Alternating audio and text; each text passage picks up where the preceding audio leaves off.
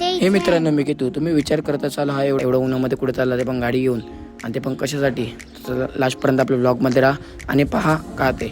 इथे सरूच्या बागेमध्ये आले तर काही ते घोड्यांची लागलेली मारामार ते धावत होते. मग काय भाऊजी आला, भाऊजीने आम्ही गेले ते इथे सरूच्या बागेमध्ये. मग काय आणले टोपात टोप उघडलं, तसा सुगंध पसरला.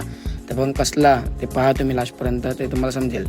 मग काय सर्व घरची मंडळी आली, आम्ही बाहेरून एक पॅकर मागवलेले.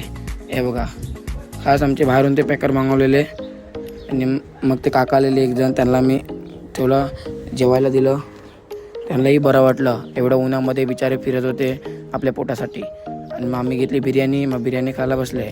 बिर्याणी खाऊन झाल्यानंतर यांना काय हेच काम होतं ना, यांना हेच काम करायचं आहे. मग यांनी हेच धुवायला घेतलं. मग गेलं समुद्रावर शिरगाव बीचला.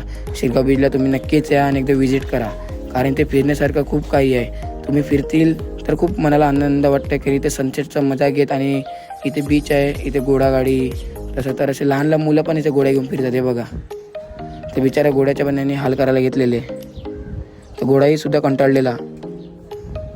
लहान असताना मुलांची पण अशीच मजा असते.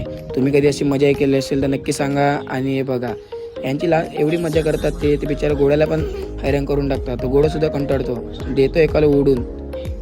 एक जण लहान मुलगा पडतो. मग काय कधी बघता संध्याकाळ झाली ते कळलंच नाही. आणि संध्याकाळी तुम्ही याल शिरगाव बीचला तर एवढा आनंद होईल. आणि पब्लिकही खूप असते. बघा, इथे खूप जण असतात संध्याकाळी. मग बसलो तो इथे टाईमपास करत, मग आलो घरी, मग बसलो पार्टीला. असं झालं माझा आजचा दिवस. चला बाय बाय मित्रांनो. आणि नक्की तुम्ही जाणार का शिरगाव बीचला, मला कमेंट करून सांगा. चला बाय बाय. Subscribe.